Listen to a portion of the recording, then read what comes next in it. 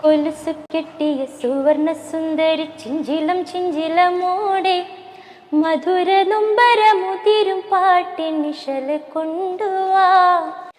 മണക്കും മത്തറ് പാരക്കും തെന്നലിൽ ഉലയും തട്ടത്തിൻ നീളെ ഉദിച്ച നക്ഷത്രമുത്തുകൾ തോരും പ്രണയം കൊണ്ടുവാ. അഴകിൻ വസന്തമേ അനുരാഗരൂപിണി ചന്ദ്രിക ചാരി കുളിച്ചു വാനി ലൈലയും മജ്നുമായിടാം. ചന്ദനക്കാറ്റിലൊഴുകുവാനി സുരയും അജിതുമായിടാം. ലാവുദിക്കണ നേരമായിതാ പ്രിയ സാജിത മാല കോർത്തു ചാർത്തിടാം. മാറിലായി ചാഞ്ഞിടാം. ഓർത്തോ വെച്ച് ബേത്ത് പാടിടാം. ഷാജിദ, ഈ റിയാലിറ്റി ഷോകളിൽ ആ കാലഘട്ടത്തിൽ എന്തെങ്കിലും മോശം എക്സ്പീരിയൻസോ അല്ലെങ്കിൽ സിനിമയിലേക്കൊക്കെ അവസരം അങ്ങനത്തെ എന്തെങ്കിലും സംഭവങ്ങളൊക്കെ ഉണ്ടായിട്ടുണ്ടോ? ഏതൊരാളും ആഗ്രഹിക്കുന്ന സിനിമയിൽ ഒരു പാട്ട് പാടണം എന്നുള്ളതൊക്കെ കയറിപ്പോയ ആളാണ് നജീം വർഷദിനെ പോലുള്ള ആളുകളൊക്കെ. അതായത് 2014 റിയാലിറ്റി ഷോയിൽ കയറിയ ടൈം, അതിനു മുമ്പ് 2013 അതൊരു ചെറിയൊരു അനുഭവം ഉണ്ടായിട്ടുണ്ട്. ചുരുക്കി പറഞ്ഞരാ, ഭയങ്കര രസമാണ്. ഞാൻ അറിയൂല, ആളൊന്നും ഞാൻ അറിയൂല. ഒരു പ്രോഗ്രാമിന് അന്ന് എനിക്ക് തോന്നുന്നു 2013 ആയിരിക്കും, 2012-13 അതായത് ഒന്നും അല്ലാത്തൊരു ടൈമാണ്. അപ്പോൾ എന്നെ വിളിച്ചിട്ട് പറഞ്ഞ് ഏതൊരു പ്രോഗ്രാമിന് കണ്ടിട്ട്, ഞാൻ ഇന്നലെ ഒരു പ്രോഗ്രാമിന് ഇന്നലെ ഇന്ന സ്ഥലത്ത് പരിപാടി ഇല്ലായിരുന്നോ, അവിടുന്ന് കണ്ടിട്ടാണ് വിളിക്കുന്നത്. ഒരു പാട്ടുണ്ട്, പിന്നെ ഏതൊരു മൂവിൻ്റെ പേരും പറഞ്ഞേ, മൂവിയാണ്. അപ്പോൾ പാട്ട് ഇങ്ങനെ വേറൊരു സ്റ്റൈലിലാണ് നമുക്ക് പാടേണ്ടത്, നിങ്ങളെ വോക്കൽ അതിന് പറ്റും തോന്നി, നിങ്ങൾക്ക് വരാൻ പറ്റുമോ പാടാനൊന്ന് ജസ്റ്റ് ഒന്ന് നോക്കണം, എന്നിട്ട് നമ്മൾ റെക്കോർഡ് ചെയ്യുള്ളൂ, ജസ്റ്റ് അതിൻ്റെ ഇതൊന്ന് നോക്കാമെന്ന് പറഞ്ഞു. അപ്പോൾ നമ്മൾ ഭയങ്കര സംഭവമാക്കില്ലേ, ഇപ്പോൾ നമ്മളൊന്നുമില്ലാത്തൊരു സാഹചര്യത്തിൽ നമ്മളോട് വന്നിട്ട് ഒരു പാട്ടുണ്ടെന്നൊക്കെ പറയുമ്പോൾ നമ്മൾ അങ്ങനെ. അപ്പം ഞാനതെ അപ്പം ഉപ്പനോട് നിങ്ങൾ നാളെ വരാൻ പറ്റുമോ ചോദിച്ചു. നാളെ. അപ്പോൾ ഞാൻ പറഞ്ഞു എനിക്കിങ്ങനെ പ്രോഗ്രാം ഉണ്ട് നാളെ എവിടെ പ്രോഗ്രാം എന്ന് ചോദിച്ചു. അപ്പോൾ പ്രോഗ്രാം അന്ന് എവിടെയും എനിക്ക് തോന്നുന്നു പട്ടാമ്പി, അങ്ങനെ അവിടെ ഏരിയയിലാണ് തോന്നുന്നുണ്ട്.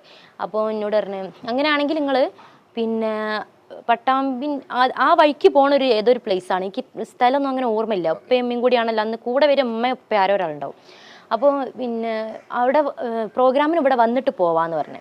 ഈ വൈക്കൽ അവിടെയാണ്, ഇന്ന സ്ഥലത്താണ്, അവിടെ പിന്നെ വന്നാൽ മതി എന്ന് പറഞ്ഞു. അപ്പോൾ നമ്മൾ വിചാരിക്കുക ഏതോ വീട്ടിലൊക്കെ വെച്ചിട്ട് അങ്ങനെ ഒരു സെറ്റപ്പ് ആയിരിക്കും എന്നൊക്കെ. അങ്ങനെ ഞാനെന്താക്കി, ഉമ്മ വന്നപ്പോൾ തന്നെ പറഞ്ഞേ പിന്നെ ഒറ്റക്ക് പോവില്ലല്ലോ, എന്നോട് ഇവർ ചോദിക്കുന്നില്ല നിങ്ങളെങ്ങനെയാ വരിക എന്നൊന്നും ചോദിക്കുന്നില്ല. അപ്പം നമ്മളിപ്പോൾ എനിക്കറിയില്ല, നമ്മളിങ്ങനെ ആയാലും ഇപ്പോൾ ആരോ കൂടെ ഉണ്ടാകുന്നവർക്കും എന്താണെന്നറിയില്ല. ഏതായാലും ഞാൻ പോകുന്നത് എൻ്റെ ഉമ്മനെയും കൂട്ടിയാണല്ലോ സാധാരണ പോയില്ല. അപ്പോൾ ഉമ്മ പറഞ്ഞേ നിങ്ങളും പോരുകയായിരുന്നു ഉപ്പനോട്. ഇപ്പോൾ സാധാരണ അങ്ങനെ ഒരാളുടെ ഒരാൾ പോരില്ല, അങ്ങനെയാണ്. അപ്പോൾ പറഞ്ഞു ഞാൻ വരണോ എന്ന് ചോദിച്ചു. നിങ്ങൾ പോരുകയായിരുന്നു. അപ്പോൾ ഉമ്മക്ക് എന്താണെന്നറിയില്ല അങ്ങനെ പറയാൻ തോന്നാൻ കാരണം. ഏതായാലും ഉപ്പയും വന്നു ഉമ്മയും വന്ന്, ഞങ്ങൾ അന്ന് വണ്ടിയും കാര്യമൊന്നും ഇല്ല പോകാൻ വരാനൊന്നും. ബസ് കയറി ഈ പറഞ്ഞോടത്ത് പോയപ്പം അതൊരു ഹോട്ടലാണ്, 5 സ്റ്റാർ ഹോട്ടലാണ്. അങ്ങനെ ഹോട്ടലിൽ ഇന്ന റൂമിലാണ് ഇവരുള്ളതെന്ന് പറഞ്ഞു. അപ്പോൾ തന്നെ ഏകദേശം അങ്ങനെ നമുക്കങ്ങനെ പെട്ടെന്ന് അങ്ങനെയാണല്ലോ ഓടുക, ഇത് എന്തിട്ടാപ്പത് ഇങ്ങനെയെന്നൊക്കെ ഉള്ളൊരു കാരണം ഇവിടെ പ്ലേസ് ഒന്നും ഇങ്ങനെ ഒരു ഹോട്ടലായിരിക്കും എന്നൊന്നും പറഞ്ഞിട്ടുമില്ല. ഞങ്ങൾ ഈ പറഞ്ഞ റൂമിലേക്ക് ചെന്ന് ഞാൻ വിളിക്കുകയാണ് താഴത്തെത്തിയപ്പോൾ. ഇപ്പോൾ ലിഫ്റ്റ് കയറി മുകളിലേക്ക് വരാൻ പറഞ്ഞ് റൂമിലേക്ക് ചെന്നപ്പോൾ ഇയാളാകെ ഷോക്കാവാണ് കണ്ടപ്പോൾ തന്നെ. അപ്പോൾ ഉമ്മനെ ഇപ്പനിങ്ങനെ നോക്കി, ഇതാരാന്ന് ചോദിച്ചു എന്നോട്. ഇയാൾ ആദ്യമായിട്ടാണ് കാണണം കേട്ടോ. അപ്പോൾ ഞാൻ പറഞ്ഞു ഇന്ന ആളല്ലേ ചോദിച്ചു. അതെ, പേര് എന്തോ അതിന് മുസ്ലിമാണ്, പേര് മുസ്ലിംസിൻ്റെ നെയിമാണ്. അവിടെ ചെന്നപ്പോൾ ഇവർ ഒരു 5 ആളുകളുണ്ട്, 5-4 ആളുകളുണ്ട്. ഒന്ന് കീബോർഡൊക്കെ പിടിച്ചിട്ട് ഒരുത്തുണ്ട്, പിന്നെ വേറെ ഒരുത്തനുണ്ട്. ഒരു റൂം, ഒരു ഫ്ലാറ്റ് സെറ്റപ്പാണ് അതിൻ്റെ ഉള്ളിൽ. അങ്ങനെ കുറച്ചപ്പുറത്തൊരാൾ ഫുഡ് എന്തൊക്കെ മിക്സറുകൾ കാര്യങ്ങളൊക്കെ ഉണ്ട്. അപ്പോൾ തന്നെ ഇപ്പോൾ ഏകദേശം മനസ്സിലായി, സെറ്റപ്പ് മനസ്സിലായി. അങ്ങനെ പിന്നെ അവിടെ എത്തിയപ്പോൾ ഇയാളാകെ ഡൗൺ ആയിപ്പിക്കുന്നു പക്ക. ഇയാൾ വിചാരിച്ച് നമ്മൾ മനസ്സിലാവും, നമുക്ക് ഫേസ് കണ്ടാൽ മനസ്സിലാവും അയാളെ.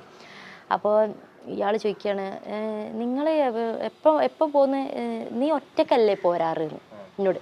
ഇല്ല ഞാൻ ഒറ്റയ്ക്ക് എടുക്കും പോകാറില്ല ഞാൻ. അതെ. അപ്പോൾ ഇയാൾ വിളിക്കുകയാണ്, ഒരാൾ വിളിക്കുന്നുണ്ട്. ഇയാളാരോ വിളിച്ചിട്ട് ഇയാൾ അങ്ങോട്ട് മറുപടി പറയുന്ന കേൾക്കുന്നേ, അയാൾ ഇങ്ങോട്ട് പറയുന്നൊന്നും നമ്മൾ കേൾക്കുന്നില്ലല്ലോ. ഇയാൾ അങ്ങോട്ട് പറയണേ ഓളെ കൂടെ ഏതൊരു തൃശ്ശൂർക്കാരൻ്റെ ഒരു ഭാഷ, ഓളെ കൂടെ അവളെ വാപ്പയും ഉമ്മയൊക്കെ ഉണ്ട് എന്ന് പറയുന്നുണ്ട്. അത് കേട്ടപ്പോൾ മനസ്സിലായി നമുക്ക് ഏകദേശം. അങ്ങനെ ഇയാൾക്ക് ഇത് എങ്ങനെ കൈകാര്യം ചെയ്യണമെന്ന് ഇയാൾക്ക് ഒരു ഐഡിയ ഇല്ല. ഇയാൾ അന്നപ്പോൾ ഏതോ ഒരു പാട്ടിൻ്റെ എന്തോ ഒരു സാധനം തന്ന് അതൊന്ന് മൂളാൻ പറഞ്ഞ മൂളി. ഞങ്ങൾക്ക് സംഗതി മനസ്സിലായി. അയാൾക്കത് ക്ലീൻ ചെയ്ത് പോകണ്ടേ.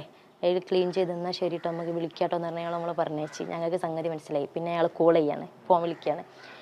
അങ്ങനെ ഒരു എൻ്റെ അടുത്ത് ഫോൺ തരാൻ പറഞ്ഞു. ഉമ്മൻ്റെ അടുത്താണ് ഫോൺ ഉണ്ടാവുക. എൻ്റെ അടുത്ത് ഫോൺ തരാൻ പറഞ്ഞു. ഞാൻ കോൾ അറ്റൻഡ് ചെയ്ത്. ഇപ്പോൾ പാട്ടൊക്കെ അടിപൊളിയാണ്, ഇങ്ങനെ ഒരു ചാൻസ് ഉണ്ട്. മോശമായിട്ട് സംസാരിച്ച് എന്നോട്. മോശമായിട്ട് പറഞ്ഞാൽ അതായത് എല്ലാവർക്കും അങ്ങനെ ഒരു അനുഭവം ഉണ്ടാവില്ല. കാരണം നമ്മൾ ഒന്നും അല്ലാത്തൊരു സമയത്തല്ലേ അങ്ങനെ നമ്മളൊന്നും അല്ലാത്ത നമ്മളാണ് ശ്രദ്ധിക്കണ്ടേ. ഇങ്ങനെ ഒരു അവസരം തരുമ്പം നമ്മൾ ശ്രദ്ധിച്ചില്ല. അതുകൊണ്ടാണ് എല്ലാവർക്കും ഒരുപോലെ ആവില്ല. ഒരു അവസരവും ഇല്ലാതെ ഇന്നത്തെ കാലത്ത് സിനിമയിൽ പാടുന്ന ഒരു സംഗീതവും പാട്ടും അറിയാത്ത ആളുകൾ വരെ സിനിമയിൽ പാടി പ്രശസ്തി നേടുന്ന ആളുകളുണ്ട്, വ്യൂസും കാര്യങ്ങളും കിട്ടുന്ന ആളുകളുണ്ട്. പക്ഷെ അങ്ങനെയൊക്കെ കരുതിയിട്ടായിരിക്കാം, എന്താണെന്ന് അറിയില്ല. ഏതായാലും അയാൾ മോശമായിട്ട് സംസാരിച്ചപ്പം സംഗതി മനസ്സിലായി. പിന്നെ എനിക്ക് പറ്റാവുന്ന, എനിക്ക് അന്ന് ആ ഒരു ഏജാണ്, ഒരു 16 വയസ്സൊക്കെയാണ്. എനിക്ക് പറ്റാവുന്ന ഒരു രൂപത്തിലേക്ക് ഞാൻ തെറി പറഞ്ഞ്. പിന്നെ അമ്മ ഇപ്പൊക്കെ നന്നായിട്ട് സംസാരിച്ച അയാളോട് നല്ല സ്ട്രോങ് സംസാരിച്ച് അങ്ങനെ ഒരു അനുഭവം ഉണ്ടായിട്ടുണ്ട്. ഷജത്ത, വി എം കുട്ടി മാഷ് നാട്ടിലാണല്ലോ ഉള്ളത്. അതെ അതെ. അപ്പോൾ വി എം കുട്ടി മാഷുമായിട്ടുള്ള ബന്ധം, അല്ലെങ്കിൽ വി എം കുട്ടി മാഷ് ഏതെങ്കിലും തരത്തിൽ ഷജത്തയുടെ സംഗീത യാത്രക്ക് ഹെൽപ്പ് ചെയ്തിട്ടുണ്ട്?